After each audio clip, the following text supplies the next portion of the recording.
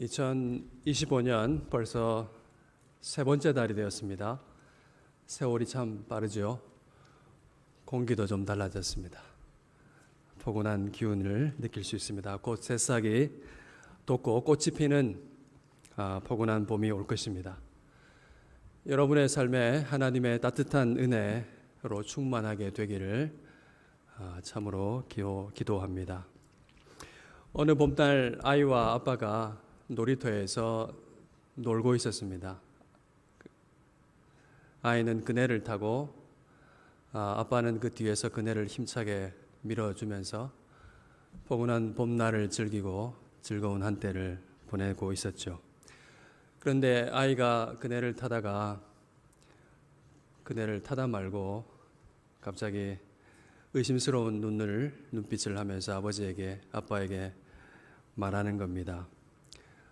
뭐라고 했을까요? 아빠 나 사랑해 그랬습니다.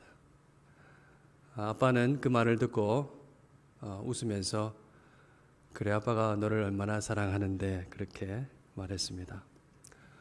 그러자 아이가 다시 말을 하는 겁니다. 그러면 내일 장난감 사주겠네. 여러분 이걸 어떻게 보아야 될까요? 장난감이 갖고 싶은 이 아이의 천진난만한 그 어린 마음 귀엽게 봐줄 수 있겠죠. 그러나 매사에 이런 식으로 아빠의 사랑을 확인하려고 한다면은 문제가 다릅니다. 아이가 왜 이러는지 뭐 때문에 이렇게 하는지 처음부터 점검하게 될 것입니다. 우리도 신앙생활을 하면서 이 아이와 같을 때가 있습니다. 하나님, 저를 사랑하신다면 제 기도를 반드시 들어주셔야 됩니다. 하나님, 저를 사랑하신다면 왜 저의 삶은 이토록 힘이 듭니까? 하나님, 정말 저를 사랑하신다면 뭔가 확실한 증거를 보여주십시오. 힘드니까 그럴 수가 있습니다. 충분히 공감할 수 있습니다. 그러나 이 마음이 그 마음만 계속해서 반복되고 있다면 반드시 점검해 보아야 합니다. 오늘 본문이 이와 관련된 말씀이라고 할 수 있지요. 오늘 우리가 읽은 이 본문은 구약 성경 제일 마지막 성경입니다. 포로를 해서 귀환된 이후에 기록된 주전 약 430년경에 기록된 성경 말라기의 첫 부분입니다. 말라기가 구약 성경의 맨 마지막 책이기 때문에 말라기를 들여다보면은 그 시대상을 알 수 있겠죠. 그동안 이어져 왔던 긴 구약 시대가 어떻게 마무리되고 있는지를 엿볼 수가 있겠죠. 과연 하나님께서 어떤 말씀을 하실까요? 이 백성들에게 1절과 2절 말씀에 그 말씀들이 나와 있습니다.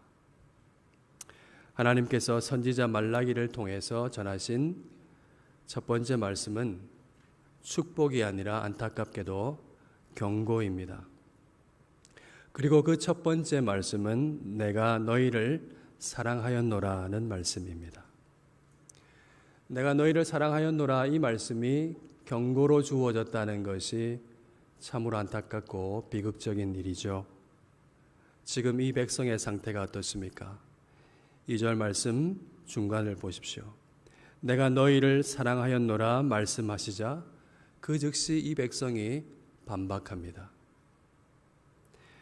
2절 중간에 그들이 평소에 하고 있는 그리고 마음 깊은 곳에 자리 잡고 있는 그 생각과 말들이 그 즉시 자동 반사적으로 입에서 튀어나온 것입니다. 뭐라고 합니까? 주께서 어떻게 우리를 사랑하셨나이까? 참으로 슬픈 일이죠. 주께서 어떻게 사랑하셨습니까? 내가 너희를 사랑하였노라 이 말씀은 구약 성경을 마무리하기에 이보다 더 좋은 한 줄 요약이 없는 것입니다.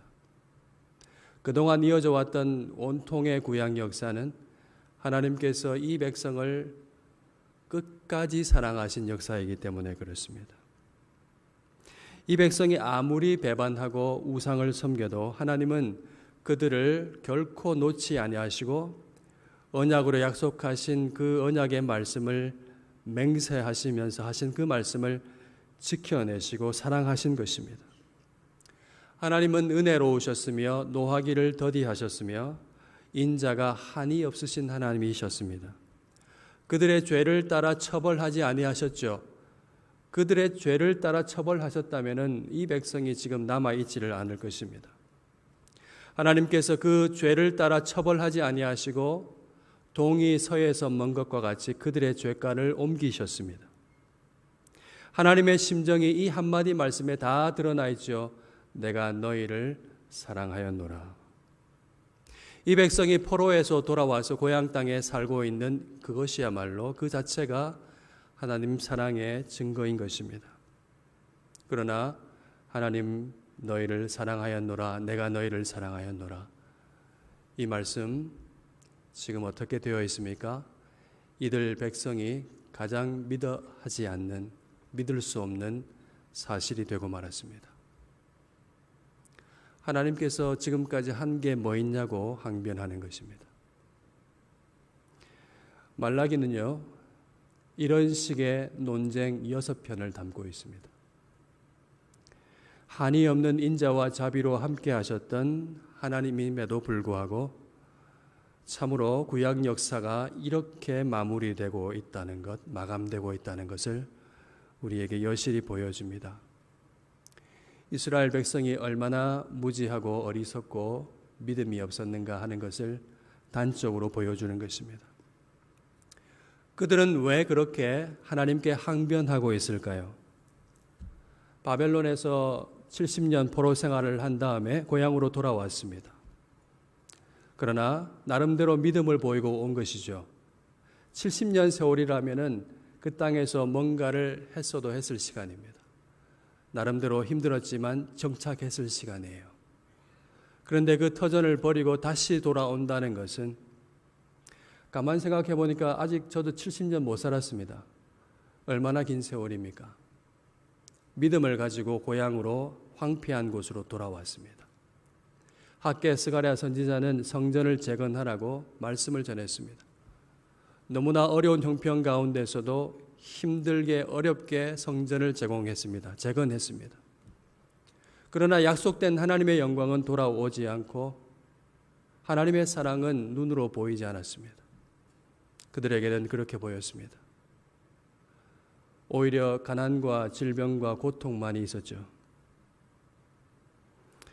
그것이 현실이기 때문에 그들 눈에는 도저히 사랑을 확인할 길이 없다는 것입니다. 그들에게는 눈에 보이는 어려움만 보였습니다.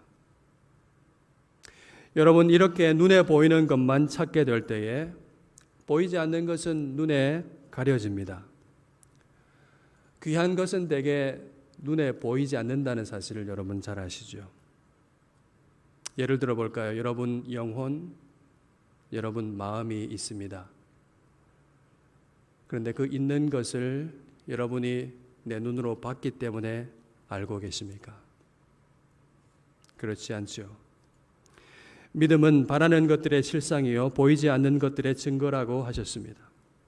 믿음은 뭔가요? 믿음은 보이지 않는 것을 증거로 채택하는 것입니다. 사람들은 이해할 수가 없습니다. 보이지 않는데 무슨 증거입니까? 보이지 않는 것을 이렇게 들면서 이것이 내 증거라고 하는 것, 증거로 삼는 것이 진짜 믿음입니다. 믿음으로 세계가 하나님의 말씀으로 창조되었다는 것, 말씀으로 지어졌다는 사실을 안다고 히브리서 성경 말씀은 이야기하고 있습니다. 여러분, 근본적인 문제는 믿음입니다. 저들의 역사, 그들이 지금 존재하는 것 자체가 하나님의 사랑입니다. 그러나 백성들은 주께서 어떻게 우리를 사랑하셨나이까 항변합니다. 그래도 하나님은 이 백성의 대꾸를 받아주십니다. 이 반역하는 이 백성들의 논쟁에 끝까지 참여하시고 그들이 말도 되지 않는 그 말들을 들어주시고 끝까지 교정하시려는 사랑의 아버지의 모습입니다. 어떻게 사랑하셨는지 증명해 보이라고 요구하는 백성들에게 하나님께서 그들의 수준에 맞는 대답을 들려주시는 것이죠. 2절 말씀에 그것이 나와 있습니다. 에서는 야곱의 형이 아니냐? 그러나 내가 야곱을 사랑하였고 에서는 미워하였다. 이 말씀 해주신 겁니다. 여러분, 이 말씀이 어떻게 들리시는지요? 아무리 봐도 편애하신 것처럼 들립니다. 하나님께서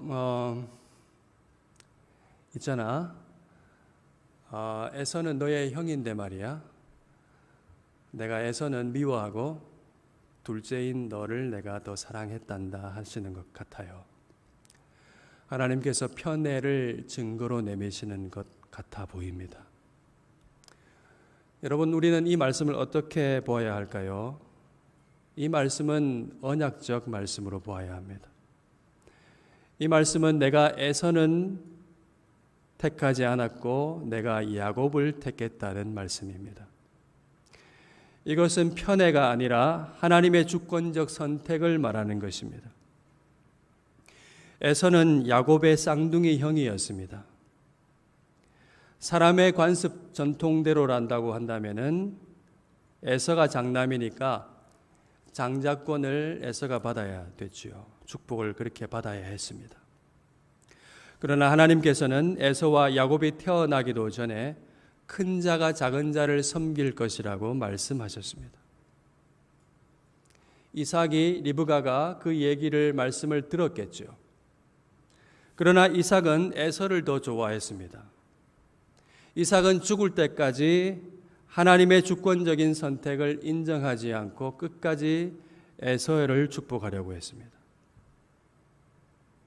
여러분, 야곱을 잘 아시죠? 간교했던 야곱은 가만히 있지 않았습니다. 형이 털이 많으니까 동물의 털을 몸에 붙이고 형의 냄새가 나는 형의 외투를 입고 형처럼 위장했죠. 눈이 어두워진 아버지를 속였습니다. 그렇게 해서 에서인 줄 알고 축복했는데 야곱에게 축복이 돌아갔죠.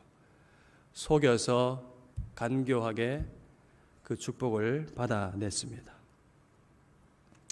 여러분 잘 보십시오. 어떻게 큰 자가 작은 자를 섬길 것이라 하신 하나님의 말씀이 이루어졌습니까? 하나님의 말씀을 인정하지 않고 순종하지 않았던 이삭, 그리고 아버지를 속이는 야곱을 통해서 성취되었습니다. 이것은 무엇을 말할까요?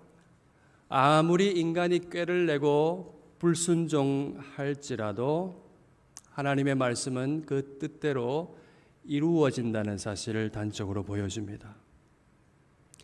또한 하나님께서 야곱을 선택하신 것은 무엇을 보여주겠습니까? 야곱이란 말은 발꿈치를 잡았다는 뜻이잖아요.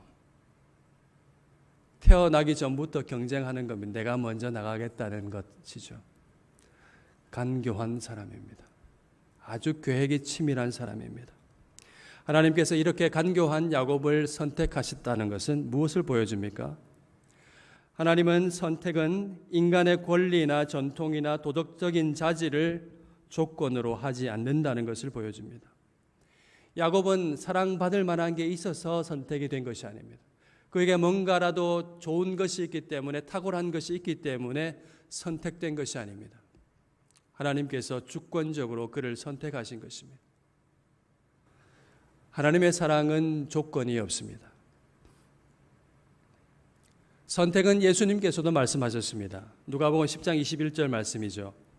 천지의 주제이신 아버지여, 이것을 지혜롭고 슬기 있는 자들에게는 숨기시고 어린 나이들에게는 나타내심을 감사하나이다. 옳소이다. 이렇게 된 것이 아버지의 뜻이니이다. 무슨 말씀인가요?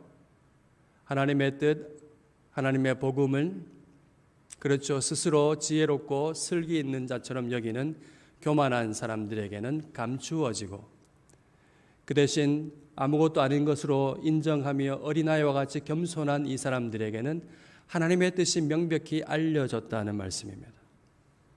예수님께서 이 말씀도 덧붙이셨습니다. 8장 10절 말씀입니다. 하나님 나라의 비밀을 아는 것이 너희에게는 허락되었으나 다른 사람에게는 비유로 하나니 이는 그들로 보아도 보지 못하고 들어도 깨닫지 못하게 하려 함이라. 무슨 말씀인가요? 그들이 귀로 들었고 눈으로 보았지만은 들어도 듣지 못하고 보아도 보지 못한다는 것입니다. 깨닫지 못한다는 것입니다. 분명히 들려졌고 보여졌는데 알 수 없다는 사실입니다. 왜 그렇습니까? 이 말씀은 청각에 문제가 있다, 시각에 문제가 있다, 시력이 너무 나쁘다는 얘기가 아니죠. 하나님이 명백하게 쉽게 말씀해 주셔도 저들이 들으려고 하는 마음을 갖지 않기 때문에 하나님의 말씀이 들려지지 않는다는 사실입니다. 완악한 마음을 가리킵니다. 로마서 9장 11절에서 13절 말씀도 증언합니다. 하나님의 뜻이 행위로 말미암지 않고 오직 부르시는 이로 말미암아 서게 하사. 야곱과 에서의 어머니죠. 리브가에게 이르시되 큰 자가 어린 자를 섬기리라 하셨나니 기록된 바. 오늘 말씀을 인용하고 있습니다. 바울이 내가 야곱은 사랑하고 에서는 미워하였다 하심과 같으니라. 그런즉 무슨 말을 하리요? 하나님께 불의가 있느냐? 그럴 수 없느니라.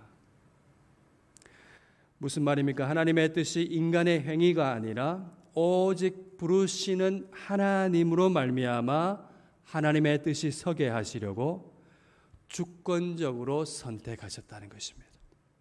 사람들이 내가 선택된 것은 내가 잘했기 때문이라는 말을 듣게 하지 않기 위해서 하나님께서 진노만 있을 뿐 아무도 선택하지 않았다고 해도 할 말이 없는 이 인간을 선택하셨다는 것입니다. 그러므로 선택과 불선택 사이에는 아무런 불의가 없습니다. 에서는 선택되지 못했습니다. 그러나 하나님을 인정하는 한 그도 하나님의 언약 백성 안에 머물 수 있게 되었었습니다. 하나님께서 이미 아브라함에게 언약을 주시면서 그 말씀을 하셨습니다. 세상의 모든 민족이 너로 말미암아 복을 얻게 될 것이라고 약속하셨죠. 그러나 에돔은 끝까지 하나님을 인정하지 않았습니다. 야곱을 선택하신 하나님을 인정하지 않았습니다. 오늘 본문 3절과 4절에 나와 있는 이 멸망의 언어들, 그것은 단지 에돔이 하나님의 선택을 받지 못했기 때문에 자동적으로 멸망당하는 것이 아닙니다. 그들의 죄악 때문입니다. 에돔은 야곱의 형제임에도 불구하고 유다가 바벨론에 의해 멸망하게 되었을 때에 바벨론을 도왔습니다. 그 사실이 오바댜 성경에 기록되어 있습니다. 에돔의 죄악을 선지자가 분명하게 지적하고 있습니다. 10절 11절 말씀이에요. 너가 너 형제 야곱에게 향한 포악으로 말미암아 부끄러움을 당하고 영원히 멸절되리라. 내가 멀리 섰던 날 곧 이방인이 그의 재물을 빼앗아가며 외국인이 그의 성문에 들어가서 예루살렘을 얻기 위하여 제비 뽑던 날에 너도 그들 중 한 사람 같았느니라. 이방인들이 동족 예루살렘을 마음껏 유린하고 즐기면서 제비를 뽑아 노락질할 때 그 형제 에돔은 물끄러미 쳐다보면서 같이 즐기고 포악을 행했다는 것입니다. 에돔은 형제 이스라엘에게 행한 잔악한 행위로 말미암아 하나님의 진노를 피할 수 없게 되었습니다. 그것도 모자라서 에돔은 끝까지 하나님을 대적했습니다. 자기 들과 산업이 황폐하게 되어서 그렇게 가라게 되었을 때에도 에돔은 이를 갈면서 다시 결심합니다. 오늘 본문 4절이죠. 뭐라고 합니까? 우리가 무너뜨림을 당하였으나 황폐된 곳을 다시 쌓으리라. 하나님이 우리를 무너뜨렸는데 걱정하지 마라. 우리는 그 황폐한 곳을 다시 쌓을 수 있다. 이를 갈면서 다시 쌓을 것이라고 이야기하는 이 백성입니다. 하나님을 끝까지 인정하지 않고 그렇게 살고 있는 에돔의 완악한 모습입니다. 하나님을 대적하는 교만입니다. 오바댜서는 또한 이 큰 교만에 대해서 말씀합니다. 3절 4절 너의 마음의 교만이 너를 속였도다. 바위 틈에 거주하며 높은 곳에 사는 자여, 너가 마음에 이르기를 누가 능히 나를 땅에 끌어내리겠느냐, 그렇게 말하니 네가 독수리처럼 높이 오르며 별 사이에 깃들지라도 아무도 오를 수 없는 높은 곳에 거하고 누가 나를 끌어내릴 것인가, 그렇게 호언장담할지라도 하나님께서 내가 거기에서 너를 끌어내리라, 나 여호와의 말씀이니라. 에돔이 말라기 4절에 말씀하고 있는 것처럼 그렇게 악한 지역이라고 불리는 것은 그것이 도무지 하나님이 없는 땅이기 때문에 그렇습니다. 하나님을 경외함이 없고 인정함이 없습니다. 에돔은 하나님을 인정하지 않는 죄악 때문에 그들의 땅에서 영원히 쫓겨났습니다. 나바티아에 의해서 영원히 멸망되었습니다. 사람들이 에돔을 영원한 진노를 받은 백성이라고 부릅니다. 그렇게 회자되고 있습니다. 에돔은 지금도 하나님을 인정하지 않는 교만의 대표 주자로 여겨지고 있습니다. 여러분, 하나님의 선택은 자유롭습니다. 누구에게도 매이지 않고 어떤 조건에도 걸리지 않습니다. 자격 없는 인간에게 인자와 긍휼을 베풀기로 하나님께서 작정하신 것입니다. 그래서 오직 은혜일 뿐입니다. 불의하지 않습니다. 사랑하시기로 자유롭게 결정하신 것입니다. 여러분, 이 놀라운 하나님의 언약의 말씀, 하나님의 주권적 사랑이 결정적으로 어떻게 나타났습니까? 우리가 그동안 요한 1서의 말씀을 통해서 충분히 살펴보았습니다. 육체로 오신 예수 그리스도, 당신의 아들을 통해서 이 영원한 사랑이 드러났습니다. 하나님이 세상을 이처럼 사랑하사 독생자를 주셨으니 이는 저를 믿는 자마다 멸망치 않고 영생을 얻게 하려 하심이니라. 하나님의 선택은 자기 자신을 주신과 같이 사랑하시기로 결정하신 것입니다. 하나님은 이 사랑을 모든 믿는 자에게 구원을 주시는 것으로 하십니다. 이것이 모든 증거를 압도하는 증거인 것입니다. 우리가 아직 죄인 되었을 때에 그리스도께서 우리를 위하여 죽으심으로 말미암아 하나님께서 우리에 대한 자기의 사랑을 확증하셨느니라. 여러분, 우리가 이 사랑을 받았다는 사실을 기억하십시오. 그 기쁘신 뜻대로 우리를 예정하사 예수 그리스도로 말미암아 자기 아들들이 되게 하셨다는 사실을 기억하십시오. 여러분, 오늘 우리가 이 자리에 예배하는 곳에 있게 된 것이 우연이라고 생각하십니까? 내가 선택한 것이라고 생각하십니까? 그렇지 않습니다. 영원 전부터 예정하시고 작정하신 하나님의 사랑의 역사라고 여러분 똑똑히 기억할 수 있기를 바랍니다. 다 헤아릴 수 없는 하나님의 사랑이 우리를 여기까지 인도하신 것입니다. 아멘 해봅시다. 우리가 주 예수 그리스도로 말미암아 영원한 진노 대신 영원한 생명을 얻게 되었습니다. 예수 그리스도 안에서 하나님의 자녀가 되었습니다. 그리스도께서 우리가 받아야 될 미움을 대신 받으심으로 말미암아 우리가 하나님의 영원한 사랑을 받게 되었습니다. 그리하여 어떻게 되었습니까? 에베소서 2장 4절 6절 말씀과 같이 되었습니다. 긍휼이 풍성하신 하나님이 우리를 사랑하신 그 큰 사랑을 인하여 허물로 죽은 우리를 그리스도와 함께 살리셨고 또 함께 일으키사 그리스도 예수 안에서 함께 하늘에 앉히시니. 아멘. 우리가 그리스도 예수와 함께 하늘에 앉혀졌다고 선포하고 있습니다. 분명한 사실로 이야기하고 있습니다. 여러분은 무엇을 증거로 원하시는 것입니까?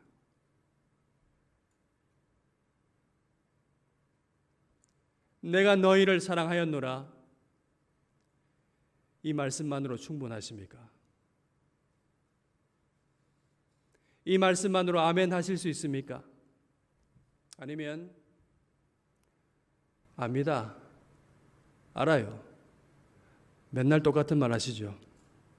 그런데 중요한 건 지금 우리에게 무슨 증거가 있냐 이것입니다. 매일 똑같은 지겨운 대답 하시네요. 이제는 신물이 납니다. 혹시 이렇게 발설하지는 않았지만 내심 그렇게 생각하고 있지는 않습니까? 여러분, 하나님의 대답은 언제나 같습니다. 나를 준 사랑을 역사를 보라고, 구약의 모든 역사를 보라고, 신약 성경을 보라고, 내가 보낸 예수 그리스도가 대답이라고 우리에게 분명하게 말씀합니다. 매일 그 지겨운 성경 외에는 대답이 기록되어 있지 않다고 우리에게 말씀하십니다. 하나님의 말씀이 그 증거라고 우리에게 말씀하고 계십니다. 여러분은 어떤 증거를 원하십니까? 하나님의 말씀에 어떻게 반응하시겠습니까? 물질주의, 성공주의, 능력주의 세상은 증거로 항상 구매력, 성공을 우리에게 요구할 것입니다. 그걸 보여달라고 할 겁니다. 우리가 세상에 물들어 살면 살수록 오늘 이 말라기 백성들과 같은 똑같은 반문을 하게 될 것입니다. 반박하게 될 것입니다. 주께서 어떻게 우리를 사랑하셨습니까? 여러분은 무엇을 증거로 원하십니까? 하나님의 사랑을, 내 필요를 어떻게 채워주셨는지로 판단한다면, 세상이 똑같이 하는 것처럼 끊임없이 다른 사람과 우리를 비교한다면 우리는 백발백중 하나님의 사랑을 의심하게 될 겁니다. 오직 자기 자신에게만 초점을 맞추는 자기 사랑은 하나님의 사랑을 볼 수 없게 합니다. 사랑을 보여달라고, 증명해 보시라고 요구하게 될 것입니다. 이 우상은 하나님도 조정하려고 합니다. 이제는 갈수록 얽매이게 하고 발을 묶습니다. 한 발짝도 걸어가지 못하게 합니다. 그리고 점점 더 저항할 수 없게 만듭니다. 그리고 강력한 습관이 되게 합니다. 이 우상은 순종과 불순종 사이에서 안전한 중립지대를 찾게 합니다. 이 우상에 감련된 사람은 순종하지 않습니다. 그런데 순종 안 할 배짱, 불순종할 배짱도 없습니다. 그들은 끊임없이 반문할 뿐입니다. 주께서 어떻게 저를 사랑하셨습니까? 주께서 어떻게 저를 사랑하셨습니까? 주께서 어떻게 저를 사랑하셨습니까? 이 질문 뒤에 숨습니다.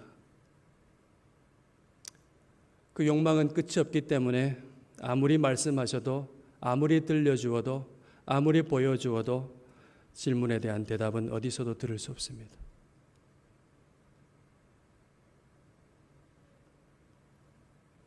하나님의 말씀도 소용이 없게 됩니다. 그들은 반문하고 비판하면서 그것을 순종하지 않는 근거로 삼습니다. 그러나 그런 회색 지대는, 그런 안전한 지대는 없습니다. 그것은 하나님의 은혜를 헛되이 받는 행동입니다. 이것은 오늘날 많은 그리스도인들의 흔한 마음의 상태입니다. 하나님에게서 용감하게 돌아설 충분한 용기도 없고, 하나님을 마음을 다해서 섬기고 순종할 충분한 용기도 없는 것입니다. 하나님께서 안 보여주시니까, 그런 마음 안 주시니까 사랑해 주시면 순종할게요. 여러분, 이 심리 상태, 이 상태가 정확히 구약시대 백성들의 상태였습니다. 그들이 하나님을 떠난 게 아니었습니다. 하나님을 떠날 충분한 용기가 없었습니다. 그러나 하나님을 온전히 섬길 충분한 용기도 없은 거예요. 혼합주의 신앙입니다. 겸하여 섬기는 것입니다. 그래서 증거를 찾을 수가 없습니다. 우리가 이 우상에 대해서 멀어지지 않는다면 그 죄는 지금 힘있게 자라고 있는 것입니다. 우리가 지금 성령을 따라서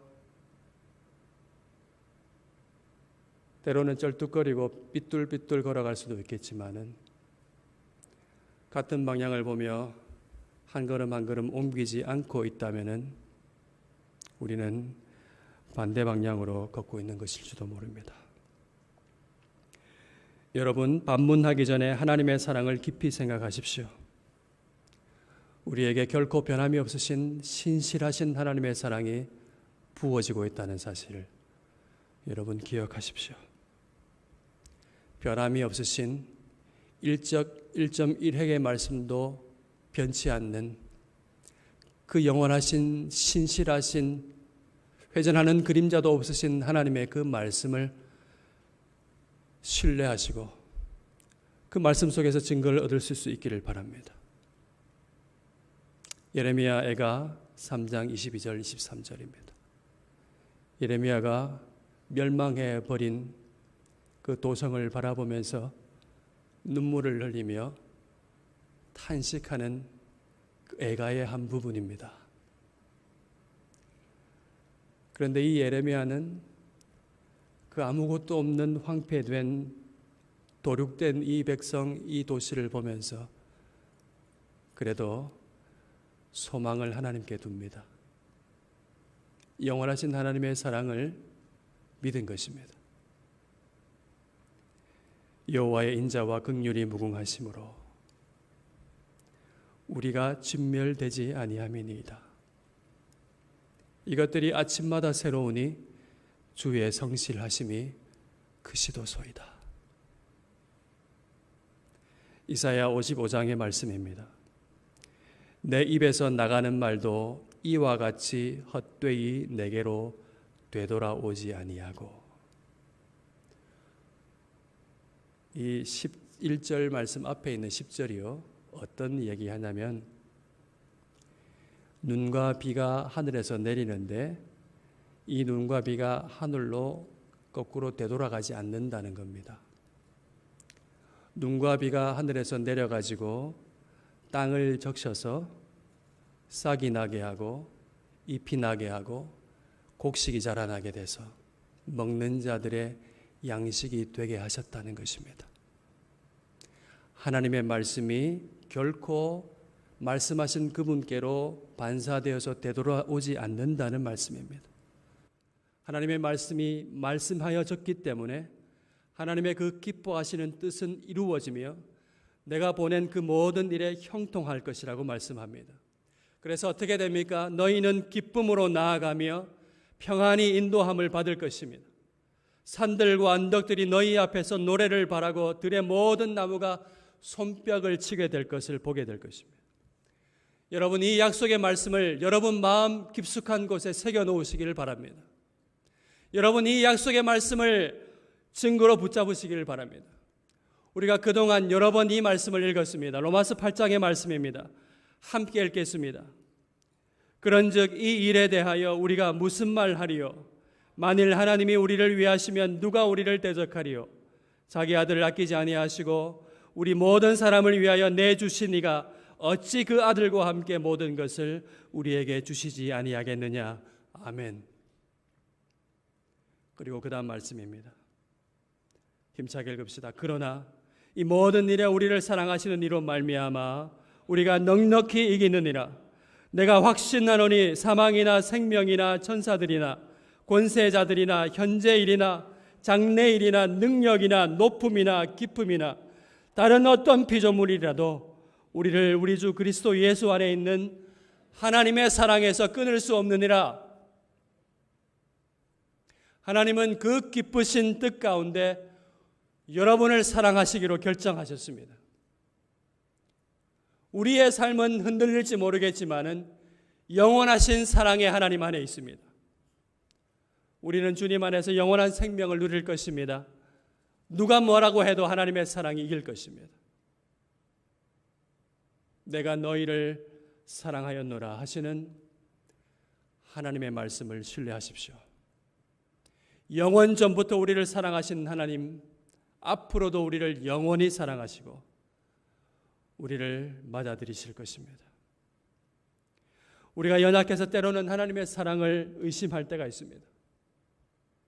하지만 우리의 연약함에도 불구하고 하나님은 우리를 여전히 사랑하십니다. 그 증거가 뭔가요? 십자가입니다. 우리의 그 연약함, 우리의 흉악한 그 죄를 위해서 자기 자신을 주신과 같이 자기 아들을 십자가에 못 박혀 죽게 하시는 사랑. 흔들릴 때마다, 그리고 마음이 아플 때마다, 그리고 수치를 당할 때마다, 세상이 내 뜻을 알아주지 않고 배반할 때마다 십자가 앞에서 영원하신 사랑이 우리에게 부어졌음을 확인하시길 바랍니다. 우리는 이 사랑 안에서 비로소 인내하며 살 수 있습니다. 그리고 이 사랑 안에서 우리가 부활에 참여한 사람인 것을 알게 되고 거룩한 길, 생명의 길로 걸어갈 수가 있습니다. 여러분, 그 사랑의 힘으로 순종하며 살아갈 수 있기를 주님의 이름으로 축원합니다. 사라지고 마는 그 유한한 것을 증거로 여기지 말고 영원한 사랑, 하나님이 우리에게 주신 지워지지 않는 그 증거, 아들의 생명, 말씀이 육신에 되어 우리 가운데 오신 그 그리스도의 생명이 우리 가운데 있다는 사실을 믿음의 눈으로 확인하면서 말씀을 따라 성령의 인도하심을 따라 순종할 수 있기를 바랍니다. 순종은 하나님의 사랑이 어떠한지를 깨닫는 길입니다. 더 깊이 이해할 수 있는 길이 되는 것입니다. 이 삶이 참으로 복인 것을 확신하시고 세상을 이기며 살아가시기를 주님의 이름으로 축원합니다. 아멘.